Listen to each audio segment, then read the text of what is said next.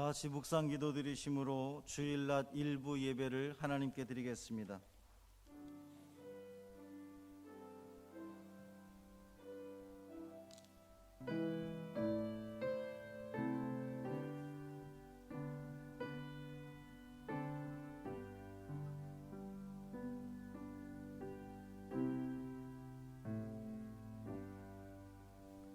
오늘은 사순절 제1주 주일입니다. 시편 24편 7절에서 9절 말씀을 힘입어 하나님을 예배하는 자리로 나아갑시다.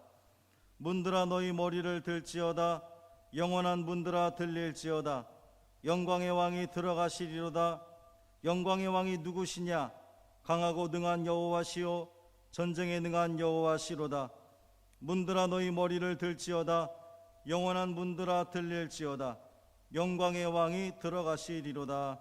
아멘. 모두 일어나셔서 찬송가 40장 찬양하겠습니다.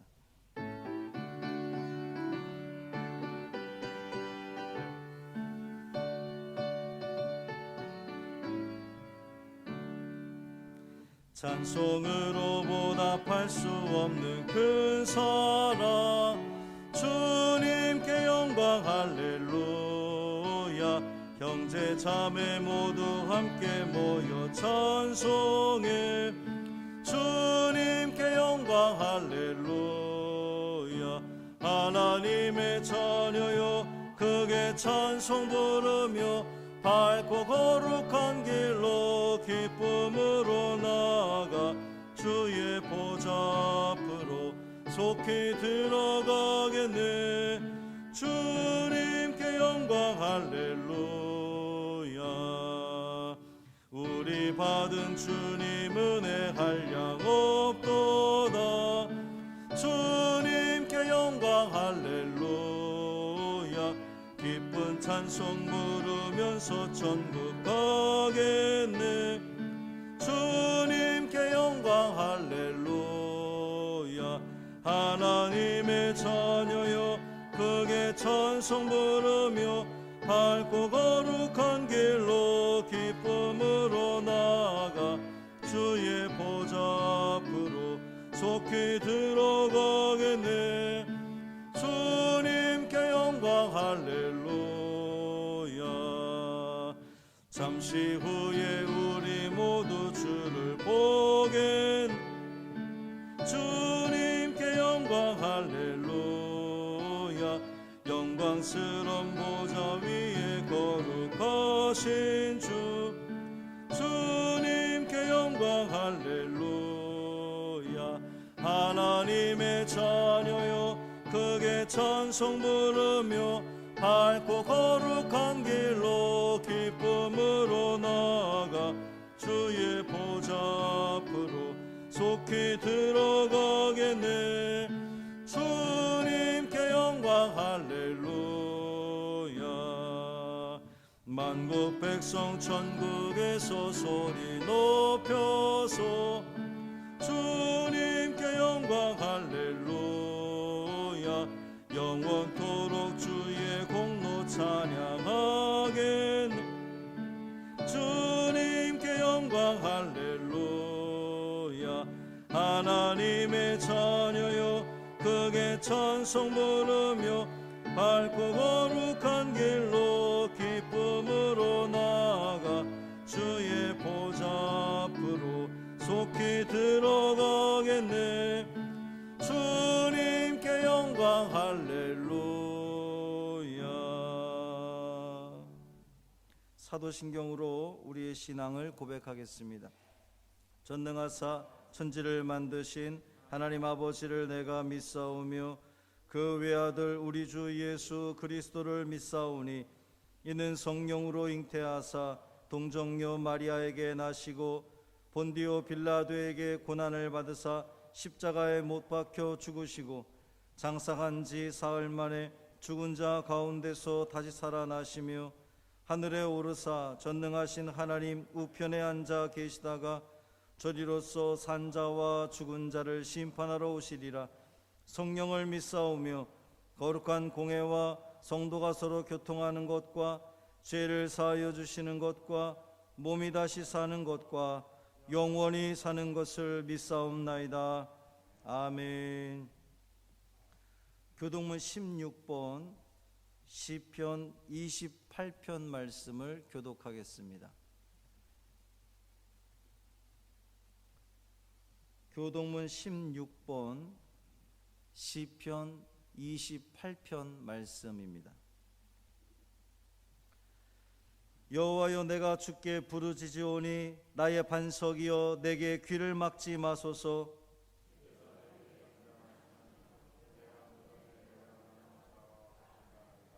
내가 주의 지성소를 향하여 나의 손을 들고 주께 부르짖을 때에 악인과 악을 행하는 자들과 함께 나를 끌어내지 마옵소서.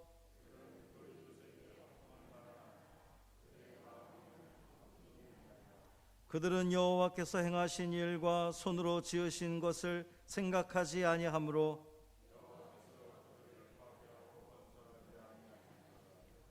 여호와를 찬송하며 여호와는 나의 힘과 나의 방패이시니 여호와는 그들의 힘이시요 그의 기름 부음 받은 자의 구원의 요새이시로다. 아멘. 다 함께 고백의 기도를 드리겠습니다. 주님이 죽으셨기에 내가 살았습니다. 주님이 피 흘리셨기에 내가 구원받았습니다. 주님이 채찍에 맞으셨기에 나음을 얻었습니다. 주님이 십자가를 지시고 골고다 언덕을 오르셨기에 용서받았습니다. 주님이 뜨거운 눈물을 흘리셨기에 웃을 수 있습니다. 주님이 가시관을 쓰셨기에 새 사람이 되었습니다. 나를 위해 몸을 찢으신 주님을 사랑합니다. 아멘. 죄를 고백하는 자에게 주시는 주님의 위로의 말씀을 들으십시오. 그가 찔림은 우리의 허물 때문이요 그가 상함은 우리의 죄악 때문이라. 그가 징계를 받음으로 우리는 평화를 누리고 그가 채찍에 맞음으로 우리는 나음을 받았도다. 아멘.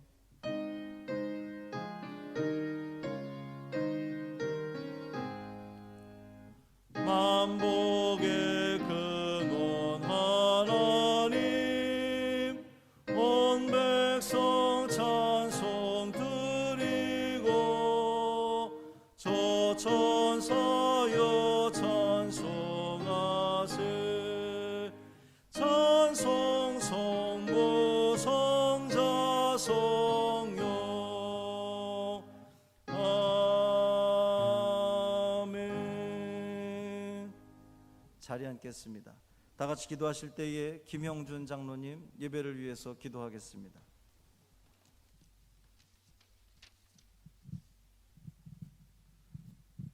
우리를 언제나 사랑하시고 보호하시는 하나님 아버지, 오늘 우리를 주님의 성전으로 이끌어 예배 드리게 하시니 감사합니다. 이제 완전하지는 못하지만 새벽 예배, 수요 예배, 금요 예배로 모이고 있습니다. 아직은 성전에서 소모임과 교제를 나누지 못하지만 그래도 예배를 드릴 수 있게 되니 얼마나 감사한 일인지요. 지나온 1년 동안 자유롭게 성전에서 예배 드리고 기도하지 못한 상황에서도 우리들은 주님의 뜻을 잊지 않고 신앙을 지키게 하여 주심에 감사를 드립니다. 그러나 여러 가지 일로 인해 소홀했던 우리들의 예배 생활을 회개합니다. 1년 동안 우리 믿음 생활이 너무 안이해졌습니다. 교회에 나와서 예배드리는 것보다 집에서 예배드리는 것에 너무 익숙해져서 이제는 당연시하고 있는 것이 아닌가 뒤돌아보며 회개합니다. 교회를 나오지 못하다 보니 자연히 기도를 소홀히 하고 말씀을 덜 보고 경건의 생활이 무너질 때가 있었음을 고백하며 회개합니다. 사순절 기간입니다. 부활주일 전 40일 동안 사순절을 지키고 있습니다. 이 사순절 기간에 주님의 십자가를 생각하며 회개와 기도와 절제와 경건의 생활을 통해 우리 주님께서 걸어가신 그 길을 함께 할 수 있게 하옵소서. 이 사순절에 우리 교회가 주님과 동행하여 주님의 가르침에 귀 기울이게 하시며, 이 사순절 기간에 우리 교회가 말씀이 살아 움직이게 하시어 사랑이 넘치고 세상의 등불이 되는 교회가 되게 하시며, 이 사순절을 계기로 우리의 신앙이 회복되어 주님의 고난과 부활에 함께 동참하게 하여 주옵소서. 병으로 인해 하나님 아버지께 간구하는 가정들, 또한 가족 구원의 문제로, 삶의 문제로, 자녀의 문제로 하나님 아버지께 간구하는 우리 모든 성도들의 기도에 응답하여 주시옵소서.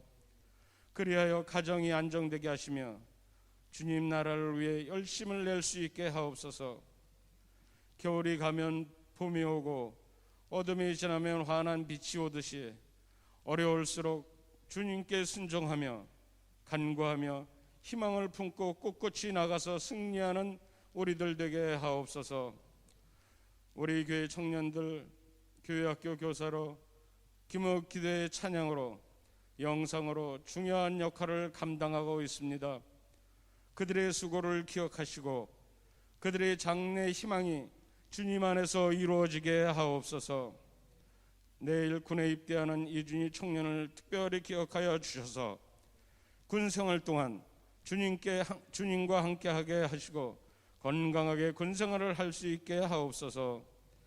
말씀을 들고 단위에 서신 목사님에게 지혜와 영력을 더하셔서 그 말씀을 듣는 우리들이 이 세상을 살아가는 생명의 양식이 되게 하옵소서. 예수 그리스도의 이름으로 감사하며 기도드립니다. 아멘.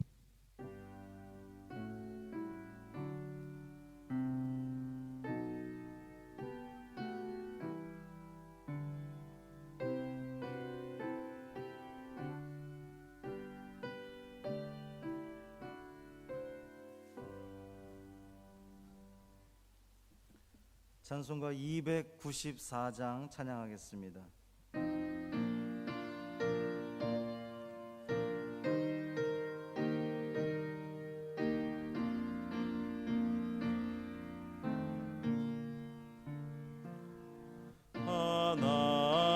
하나님은 왜 아들을 주시는 때까지 세상 사람 사랑하니 참 사랑이로다.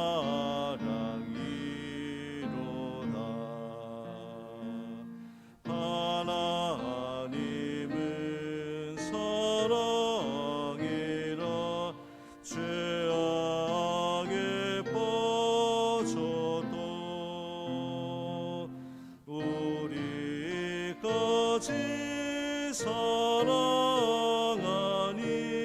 참 사랑 아닌가. 하나님을 배반하고 멀리 떠난 우리 원수같이 대적하나 사랑하여 주네. 하나님은 사랑이라 죄악에 빠져도 우리까지 사랑하니 참 사랑 아닌가. 세상 죄를 사시려 우리 죽을 대신 성자 예수 십자가에 고난 받으셨네.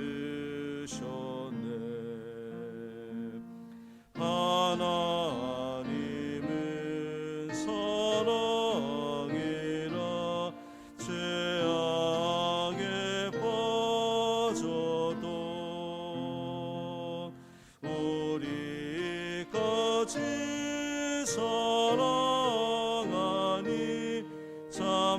사랑 아닌가. 이 사랑에 감사하여 곧 주께 나오라. 고난 영혼 주께 맡겨 구원을 얻으라.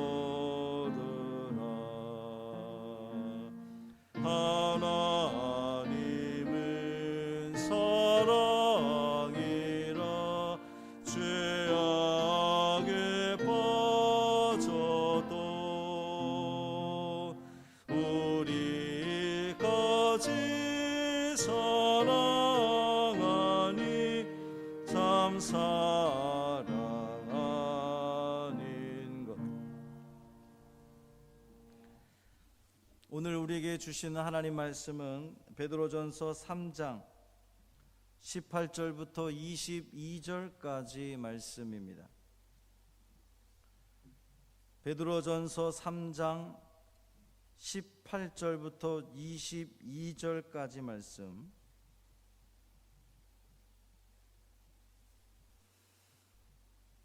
함께 읽겠습니다. 그리스도께서도 단번에 죄를 위하여 죽으사 의인으로서 불의한 자를 대신하셨으니 이는 우리를 하나님 앞으로 인도하려 하심이라.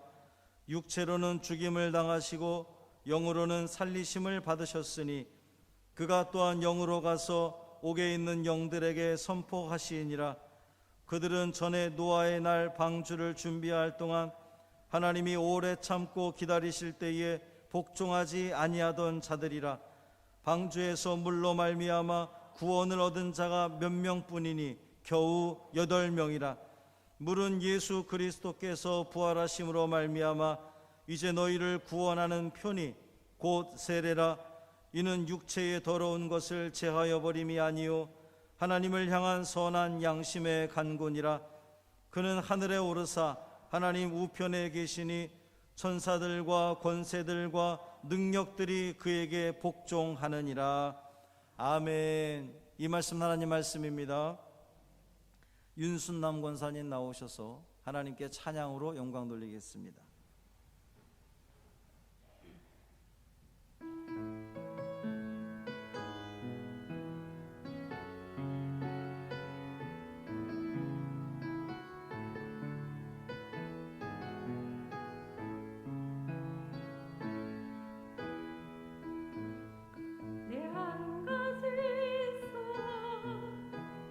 주의 보좌 앞에서 내 사랑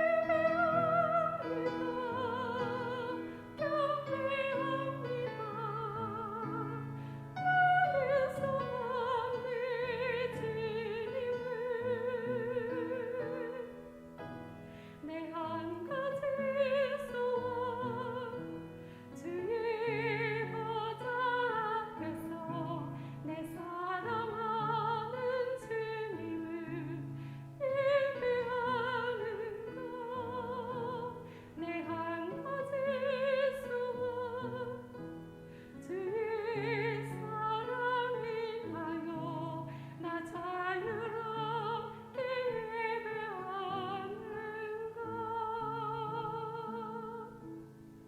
아멘. 고맙습니다. 기도하겠습니다. 할렐루야. 살아계신 아버지 하나님 고맙습니다. 한 주간 우리의 삶을 지켜주시고 오늘도 거룩한 주일을 맞아 주의 성전에 나와 또 가정에서 하나님을 예배하게 하시니 고맙습니다. 신령과 진정으로 드려지는 예배 되게 하여 주옵소서. 주님 만나는 은혜의 시간 되게 하여 주옵소서. 이 시간 우리가 주님 말씀을 기다립니다. 주여 말씀하옵소서. 우리가 듣겠나이다. 귀로만 듣는 말씀 되지 않게 하여 주옵시고 마음으로 가슴으로 듣게 하여 주시고 그 말씀을 어떻게 하면 또 삶 속에서 실천할까 애쓰며 다짐하고 돌아가는 복된 자리 되게 하여 주옵소서. 우리 주 예수 그리스도의 이름으로 간절히 축복하며 기도합니다. 아멘. 인사하겠습니다. 주님의 평화가 여러분과 함께. 우리 옆에 분과 인사 나누겠습니다. 주님의 평화가 당신과 함께.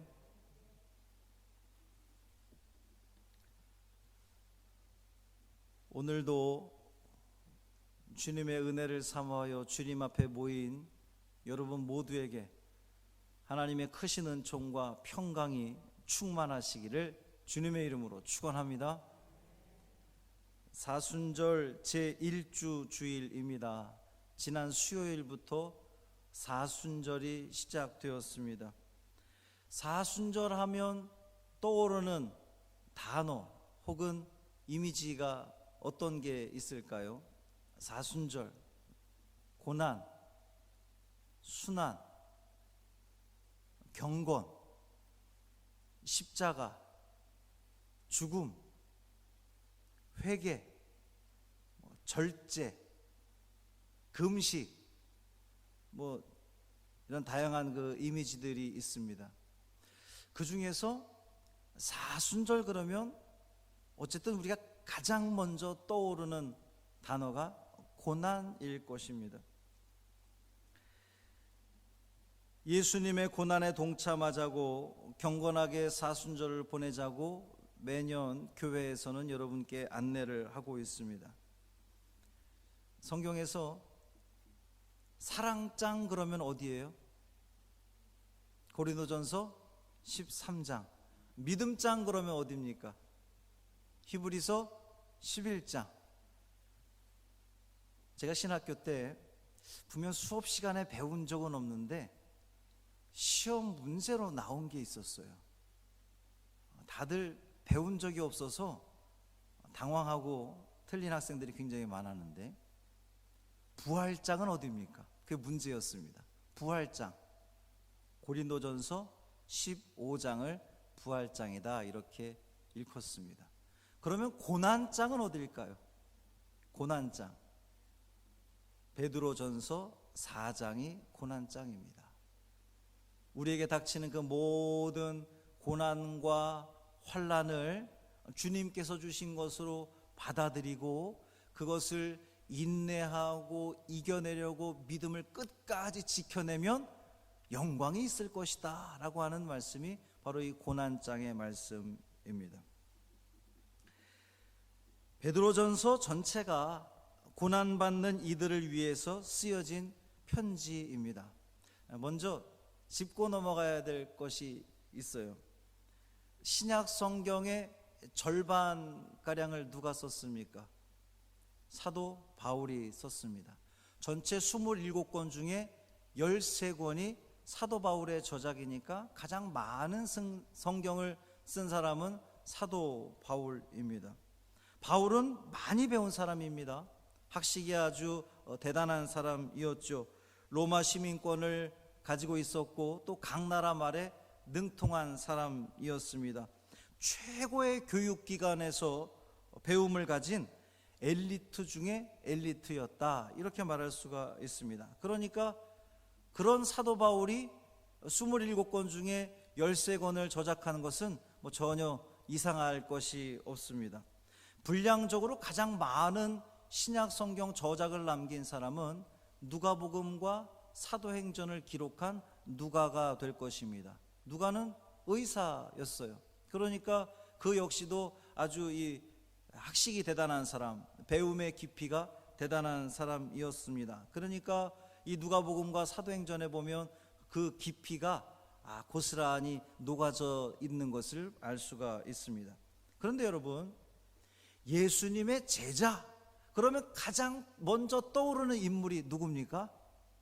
베드로예요. 예수님의 수제자라 일컬어졌던 베드로가 우리는 가장 먼저 떠오릅니다. 예수님이 가장 먼저 제자를 삼았던 사람이 베드로였습니다. 예수님이 정말 아주 중요한, 지난주 그 변화산 사건 같은 아주 중요한 자리에 꼭 빠지지 않고 예수님이 데리고 다녔던 사람이 베드로였습니다. 예수님을 그리스도시요 살아계신 하나님의 아들이십니다 처음으로 고백한 사람이 베드로였습니다. 예수님이 부활하신 그 부활의 자리에 처음 발을 디뎌놓은 사람도 베드로였습니다. 예수님이 부활하신 이후에 특별한 사명을 부여해 준 사람도 베드로였습니다. 그러나 그는 성격이 급하고 다혈질에다가 함부로 칼을 빼들 정도의 과격함을 가진 사람이 베드로였습니다. 뿐만 아니라 예수님이 가야 할 길을 섣불리 인간적인 생각으로 가로막았다가 안 됩니다 얘기를 했다가 사탄아 내 뒤로 물러나라 라고 하는 정말 평생 기억하고 싶지 않은 책망을 들었던 사람이 베드로였습니다. 위험한 상황에서는 예수님을 3번이나 모른다고 부인할 정도로 겁이 많았던 사람이 베드로였습니다. 이 베드로에서 쭉 이야기를 하다 보니까 어쩌면 성경의 인물들 중에 가장 우리와 비슷한 사람, 우리와 비슷한 성정을 가진 사람이 베드로였던 것 같아요. 그 베드로의 저작은 베드로 전서 후서 겨우 2권에 불과합니다. 의외죠? 달란트는요 이처럼 제각각이라는 거예요. 사람마다 쓰임새가 다 각각 다르다는 겁니다. 바울과 누가처럼 많이 배우고 성장 배경이나 그 배움의 깊이가 남달라서 아주 훌륭한 그런 편지와 훌륭한 글들을 써냄으로 인해서 후대에 예수님에 대해서 아주 좋은 작품을 남긴 사람도 있지만, 비록 베드로처럼 저작은 2권밖에 되지 않지만 베드로의 그 전 인생, 순교할 때까지 베드로의 그 전 인생은 하나님을 위해서 정말 아주 예수님을 위해서 쓰임받았던 또 귀한 역할을 감당했던 사람이 바로 이 베드로였다는 거예요. 그러니까 내게 주어진 달란트가 다른 사람들 앞에서 그렇게 막 두드러지지 않는다 할지라도 너무 속상해하거나 너무 실망하지 마시란 말씀을 드리는 거예요. 각각의 다 역할이 있고 달란트가 있는데 그것은 귀하다라는 겁니다. 베드로전서는 베드로가 로마에서 쓴 편지입니다. 이 수신자는 이 소아시아 교회에 있는 성도들입니다. 그리스도인들입니다. 로마에서 이 베드로가 보니까 로마 황제가 막 그리스도인들을 핍박하고 박해하는 것이 너무나 아주 엄청났던 거예요. 그 모습을 보고 이제 이 로마뿐만 아니라 저 로마 제국, 아주 세상에 퍼져 있는 그 로마 제국, 특별히 소아시아 교회에 있는 그리스도인들에게도 이 박해가 곧 연결되겠구나, 전달이 되겠구나, 그들에게도 미치겠구나 라고 하는 생각을 가지고 이 베드로가 편지를 쓴 거예요. 앞으로 당신들은 그리스도인이라는 이유로 수많은 박해와 고난을 당하게 될 터인데 낙심하지 마시고 그것을 주님이 주신 그 고난으로 받아들이시고 끝까지 견디고 이긴다면 하나님의 영광에, 주님의 영광에 참여하게 될 것입니다 라고 하는 위로와 권면의 편지가 베드로 전서라는 거예요. 당시 이 소아시아 지역에 흩어져 살고 있던 그 많은 그리스도인들은요 이방 사회 속에서 살면서 여러 가지 고난을 받고 있었습니다. 드러내놓고 그리스도인임을 밝히기 어려웠던 당시 상황 속에서 그리스도인이란 이유로 가족들로부터 또 이 공동체 이웃들로부터 외면당하고 또 경제적으로 사회적으로 불이익을 감수할 수밖에 없는 그러한 상황에 처했습니다. 예를 들면 이런 거예요. 당시 그 이방 지역들이 아주 음란하고 방탕한 삶을 살아가는 것이 만연해 있던 그러한 시대였습니다. 그런데 이 예수를 믿는 그리스도인들은 그렇지가 않은 거예요. 그들과 구별된 삶을, 너무도 거룩한 삶을 살아가니까 많은 사람들이 그들을 오히려 비방하고 조롱하고 미워하고 그랬다는 겁니다. 질투했다는 겁니다. 다수의 이방인들 속에서 소수의 그리스도인으로 살아가는 이들의 형편은 마치 베드로전서에서 베드로가 표현했던 것처럼 낯선 환경에 처한 이방인 같은, 또 나그네와 같은 그러한 형편이었다는 거예요. 그러한 때에 로마에서 들려오는 소식은 그리스도인들에 대한 엄청난 박해가 지금 이루어지고 있다는 소식이 들려오니 이 소아시아 지역에 있는 이 그리스도인들이 얼마나 마음이 두렵고 걱정되고 불안했겠습니까? 그야말로 불같은 시험에 직면해 있었던 거예요. 그러한 때에 이 불시험에 직면한 흩어진 성도들로 하여금 하나님의 은혜에 굳게 서서 고난을 극복하도록 격려하기 위해서 쓰여진 편지가 베드로 전서라는 거예요. 이런 목적에 따라 베드로는 이 땅에서 나그네와 같은 그들의 신세를 영적으로 승화시키고 있습니다. 즉 편지를 받게 되는 성도들은 세상적 관점으로 볼 때에는 이방인이고 나그네와 같은 사람들이지만 그들은요 하나님의 택한 족속이요 왕 같은 제사장이요 거룩한 나라요 뿐만 아니라 하나님의 소유된 백성, 이것이 바로 베드로전서 2장 9절에 나와 있는 말씀이에요. 우리가 너무나 잘 아는 말씀이잖아요. 그들의 신분의 정체성을 확인시켜주는 베드로의 모습이었습니다. 그렇게 확인시켜줌으로 인해서 앞으로 수많은 고난과 환난이 닥쳐올 텐데 그 고난 때문에 시험 들어서 믿음을 잃지 말고 그리스도를 위해 당하는 고난을 즐겁게 여기며 기쁘게 여기며 끝까지 인내한다면 예수 그리스도께서 부활하셔서 승천하셔서 하나님 우편에 앉으셨던 그 영광을 당신들도 누릴 수 있을 것입니다 라고 하는 위로의 편지가 베드로 전서라는 거예요. 이 사순절 제1주에 성서 일과를 통해서 우리에게 주시는 말씀이 오늘 본문 말씀인데, 이것은 사순절을 시작하면서 고난을 묵상하며 예수 그리스도의 고난에 동참하는 사순절이 되시오라는 하나님의 말씀입니다. 하나님의 뜻입니다. 오늘 보면 바로 앞 17절에 보면 읽진 않았지만 선을 행함으로 고난받는 것이 하나님의 뜻일진데 이런 표현이 나옵니다. 왜 베드로가 이런 표현을 썼는지 이제는 좀 이해가 되시죠? 곧 다가올 박해와 고난에 대해서 두려워하지 말라는 위로와 격려의 표현인 겁니다. 지금 또한 앞으로 주를 위해서 고난받는 것이 하나님의 뜻인 것을 받아들이라는 거예요. 그런데 여러분, 우리가 살면서 당하는 그 모든 고난과 환난들이 전부 모두 다 하나님의 뜻이겠습니까? 그렇지는 않다는 거예요. 우리가 그것을 구분할 수 있어야 합니다. 성경이 말하는 고난은요, 하나님을 위해서, 예수님을 위해서, 타인을 위해서 받는 고난이 고난인 거예요. 나를 위한 고난은 고난이 아니라 그것은 그저 고생일 뿐인 겁니다. 고진감래, 고생 끝에 낙이 온다 그러죠. 젊어서 고생은 사서 한다고 합니다. 이 옛말들은요 순전히 다 누구를 위한 고생이에요?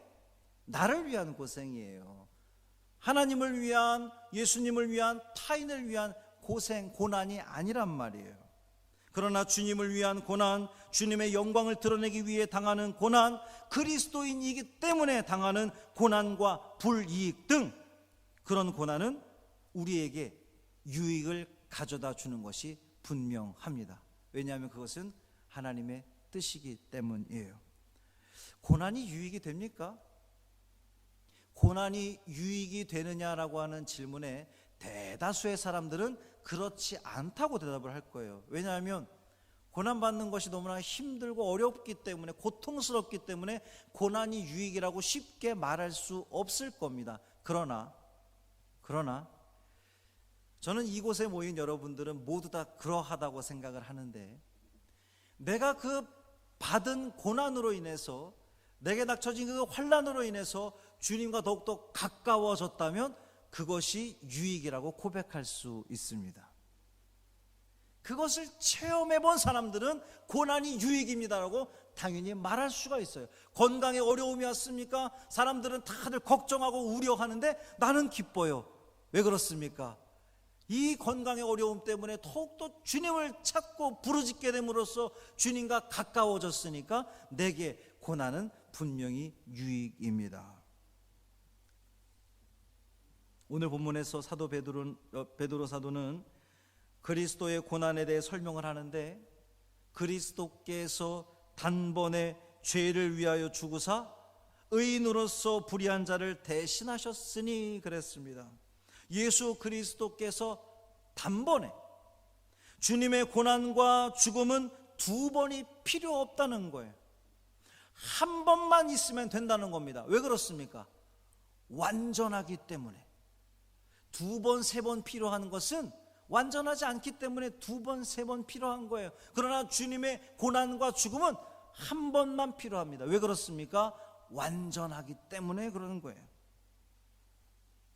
그리스도께서 단번에 죄를 위해서 죽으사, 누구의 죄 때문이죠? 바로 내 죄 때문, 우리의 죄 때문입니다. 본문에 죽으사 그래 놓고서 거기 각주가 달려 있어요. 그 밑에 쭉 보면 어떤 사본에는 고난을 받으시고 그랬어요. 요즘 이 세계 성서 공회 등 많은 번역본들에서는 이것을 죽으사라고 번역하지 않고 고난을 받으사 이렇게 번역을 하기도 합니다.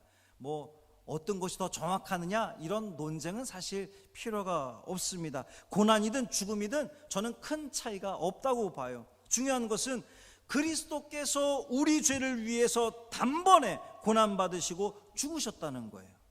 우리 죄를 위해서. 그것은 의인으로서 불의한 자를 대신하기 위함이었다 그랬어요. 그럴 이유가 전혀 없으신 의로우신 주님께서 불의한 우리를 대신하기 위함이었다는 거예요. 왜 그렇게까지 하셨습니까? 왜?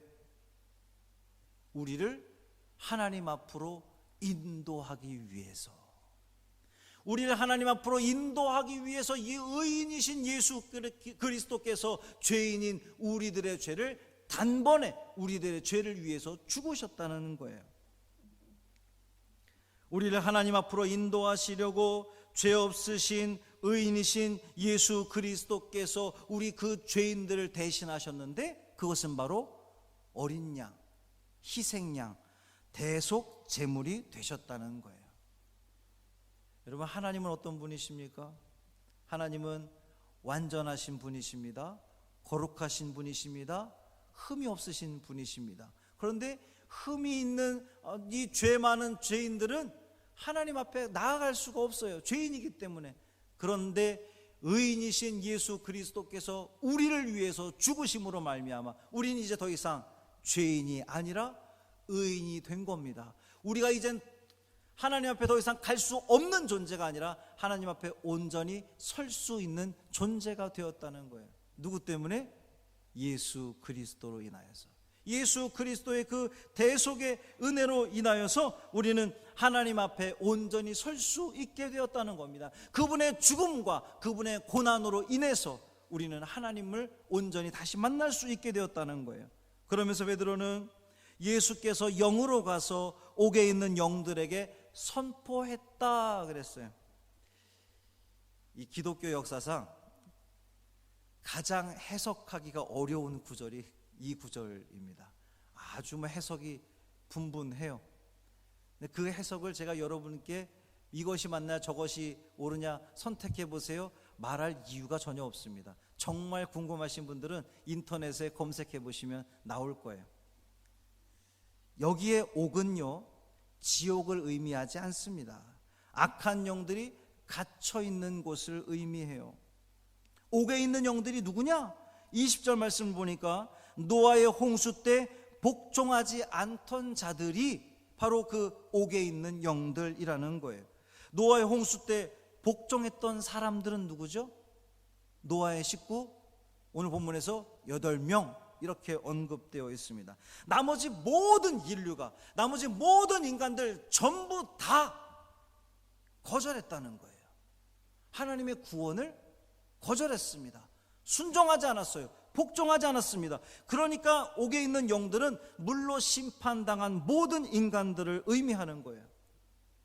하나님은 왜 물로 심판하셨습니까? 더러운 것들을 제하여 버리기 위해서 물로 심판하셨습니다. 새롭게 하기 위함이었습니다. 회복하기 위함이었습니다. 예수 그리스도의 부활을 통해서 하나님의 계획은 구원이었음을 다시 한번 확증해 주는 말씀이란 말이에요. 고난에 직면하는 초대교회 성도들에게 예수 그리스도께서 우리를 위해 고난을 받으시고 죽으셨지만 거기서 끝나지 않고 부활, 승천하심으로 하나님 우편에 앉으심으로 영광 받으심으로 우리에게 참 소망이 되어 주셨음을 베드로는 이야기하고 있는 거예요. 이제 성도들은 앞으로 고난을 당하게 되겠지만, 또 지금 현재 고난을 당하고 있지만 주님을 위한 고난을 즐거움으로 여기고 인내하고 믿음을 지켜낸다면 부활의 주님을 믿는 우리도 최후 승리를 얻게 될 줄 믿습니다. 오늘 본문 마지막 22절에서도 주님은 하늘에 오르사 하나님 우편에 계시니 천사들과 권세들과 능력들이 그에게 복종하느니라, 영광을 받으셨느니라. 여러분도 고난을 주님을 위해 받아들이고 인내한다면 주님의 영광에 참여하게 될 줄 믿습니다. 사랑하는 성도 여러분, 이 사순절을 살아가는 여러분, 베드로 사도의 말씀을 깊이 새기시기를 바랍니다. 그리스도로 인해서, 그리스도인이라고 하는 이유로 인해서 고난을 받게 될 것입니다. 어려움을 당하게 될 것입니다. 손해를 보게 될 것입니다. 세상의 조롱과 비방을 받게 될 것입니다. 그러나 여러분은 하나님이 택하신 족속이요, 왕같은 제사장이요, 거룩한 나라요, 주님의 소유된 백성임을 기억하시기를 바랍니다. 부활의 주님께서 우리를 승리로 이끄실 줄 믿습니다. 이 믿음 가지고 한 주간 더 살아내는 여러분이 되기를 바랍니다. 특별히 이 사순절 기간에 우리가 탄소 금식을 실천함으로 우리가 내딛는 그 한 걸음 한 걸음이 정말 세상 사람들이 볼 때는 아무것도 아닌, 그거 한다고 뭐 달라지냐고 우리를 조롱할지 몰라도 우리의 그 최소한의 발걸음이 헛된 걸음이 아니라 생명을 살리는 순례의 여정임을 기억하시고 실천을 다짐하시고 살아내므로 이 시대를 살아가는 수많은 고난받는 이들에게 참 소망을 전해줄 수 있는 우리 모두의 삶 되기를 주님의 이름으로 축원합니다. 할렐루야. 살아계신 아버지 하나님 고맙습니다. 사순절을 우리가 지내고 있습니다.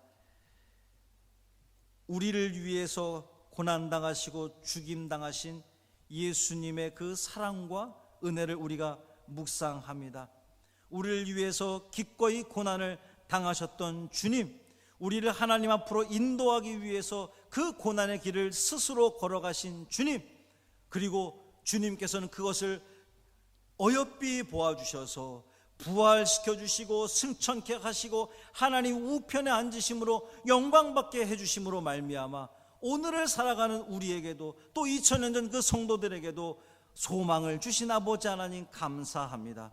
오늘 이 시대를 살아가는 우리들, 그리스도인이란 이유로 세상의 많은 사람들로부터 조롱받고 비난받고 핀잔 듣는 이 때에 주님을 위하여 당하는 그 고난을 기쁘게 감사히 여기며 훗날 우리에게 있을 그 모든 영광과 기쁨과 그 주님의 은혜에 참여하는 그것을 우리가 기대하며 바라보며 참 소망을 갖고 인내하며 나아가는 우리 모두 되게 하여 주옵소서. 우리 주 예수 그리스도의 이름으로 간절히 축복하며 기도합니다. 아멘. 찬송가 336장 찬양하겠습니다.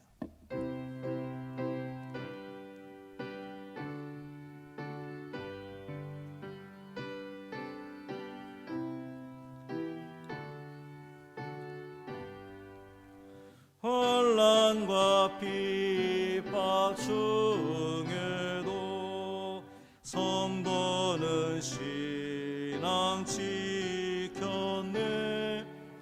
이 신앙 생각할 때에 기쁨이 충만하도다. 성도의 신앙 따라서 죽도록 충성하겠네. 옥중에 매인 성도나 양심은 자유원.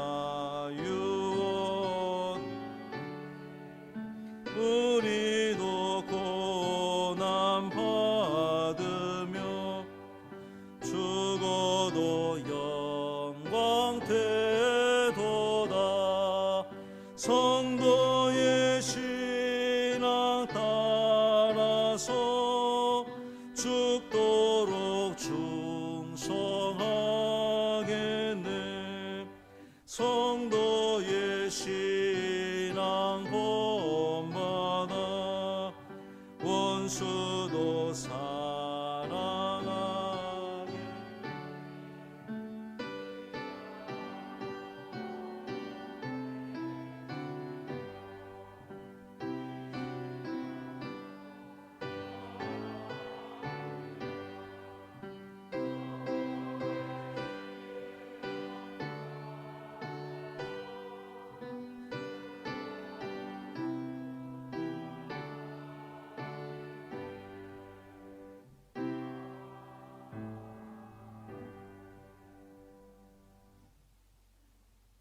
죽도록 충성하겠다는 우리의 다짐이 헛된 다짐이 되지 않게 하여 주옵소서.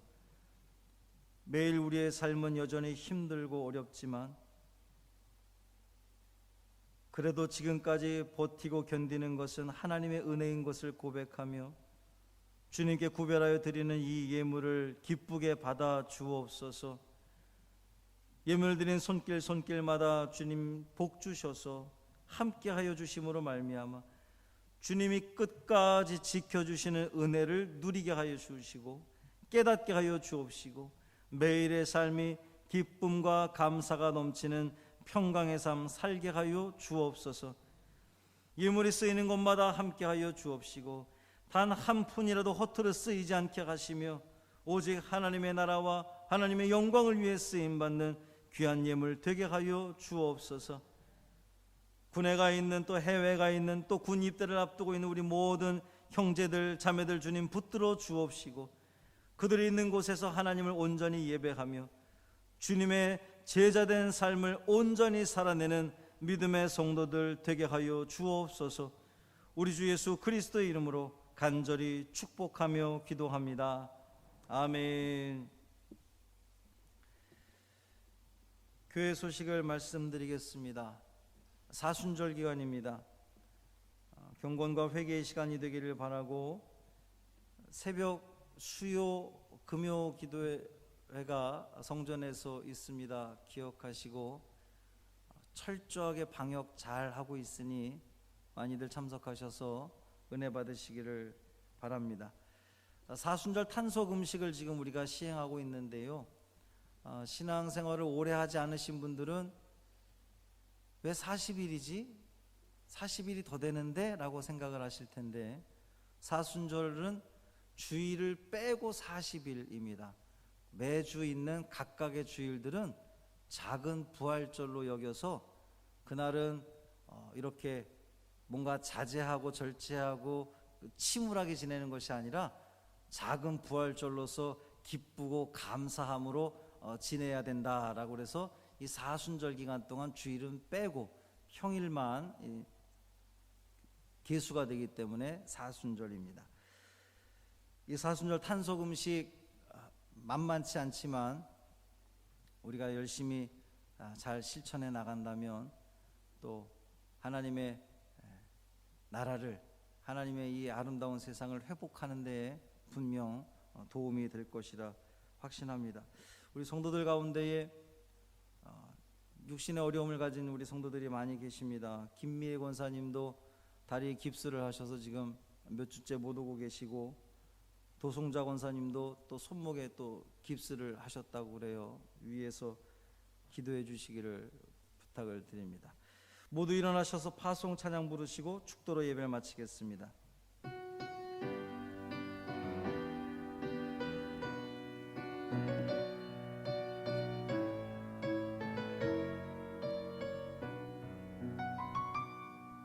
너의 가는 길에 주의 평강 있으리.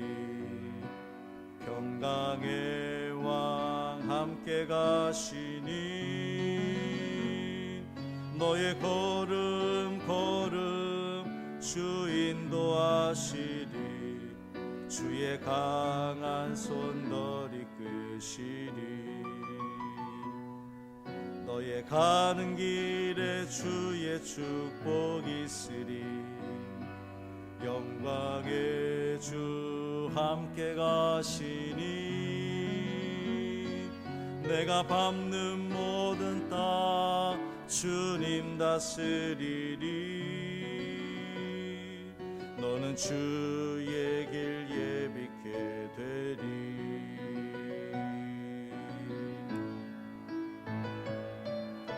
주님 나라 위하여 길 떠나는 너의 형제여, 주께서 가라시니 너는 가라. 주의 이름으로 거치는 광야 위에 꽃은 피어나고 세상은 내 안에서 주님의 영광 보리라. 강하고 담대하라. 세상 이기신 주를 함께 너와 동행하시며 내게 새 힘을 주시리. 내게 새 힘을 주시리.